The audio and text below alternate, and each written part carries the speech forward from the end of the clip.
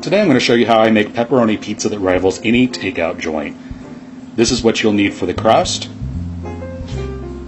These are the ingredients you'll need for the sauce. And this is what you'll need for the actual pizza itself. So let's get started.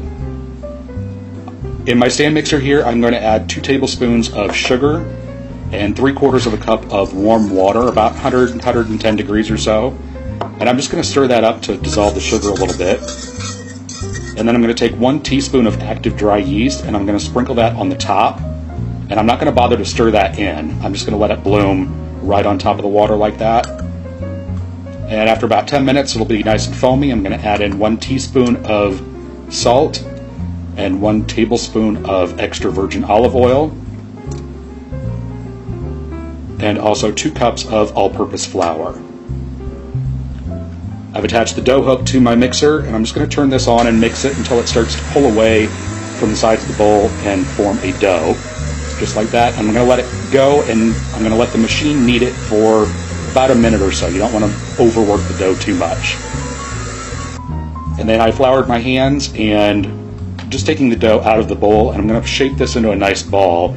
I'm going to take some nonstick spray. I'm going to spray the bowl down. I'm going to put my dough back into the bowl. And I'm just going to toss this to make sure that the dough is completely covered with that nonstick spray. I'm going to spray a little bit more on top just to make sure it's covered. I'm going to cover it with a damp towel and put this into a warm spot to rise for about an hour. For my sauce, I've got 6 ounces of tomato paste. I'm going to add 3/4 of a cup of water to that. I'm going to add in 1 teaspoon of basil, 1 teaspoon of onion powder, half a teaspoon of salt, half a teaspoon of oregano, and half a teaspoon of garlic powder. And using a whisk, I'm just going to whisk this together, and I'm heating this over medium heat, and you want to continue to stir this as you're heating it. And once it gets nice and bubbly, I'm going to turn the heat off, and I'm going to stir in 1 tablespoon of freshly grated Parmesan cheese. You just want to mix that in until it's melted, and then you want to set this off to the side and let it cool completely before you use it.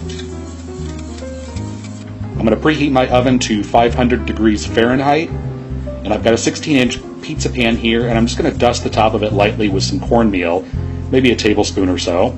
And I'm going to turn out my dough onto that. I did not bother to punch it down or anything. And using my fingers, I'm just going to pat this out, starting in the center, working my way out, and pressing the dough out to the edge of the pan. And you want to leave kind of a lip around the edge for the crust. And then I'm going to take half of my sauce mixture.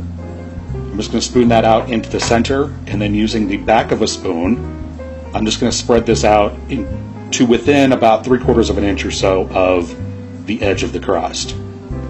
And once you get your sauce spread out, make sure that it's nice and even. You don't have any bald spots on your crust. And then you want to take your mozzarella cheese and just sprinkle this onto the top. And you want to make sure that you get the cheese all the way to the edge of the sauce. You don't want to cover the crust, but you want to cover the sauce with your cheese. And then I'm going to take my pepperoni, and starting on the outside, I'm going to place a row of pepperoni. And I'm keeping the pepperoni relatively close to each other because they do shrink up when they bake.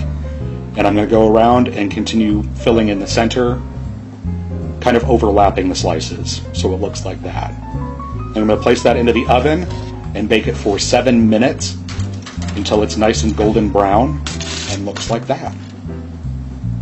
And then I'm just going to take my pizza cutter and slide it underneath and around the edge and make sure that the pizza's not stuck to the pan, and it shouldn't be with the cornmeal. And I'm just going to cut this into 8 slices, and you can use this crust and this sauce for any toppings that you'd like on your pizza. If you want sausage, Canadian bacon, if you want a vegetarian, whatever you like and whatever is your preference, this is perfect for that. And then go ahead and serve yourself up a slice, and there you have it. Homemade pepperoni pizza from scratch that rivals any takeout joint. Hope you guys enjoy, and thanks so much for watching.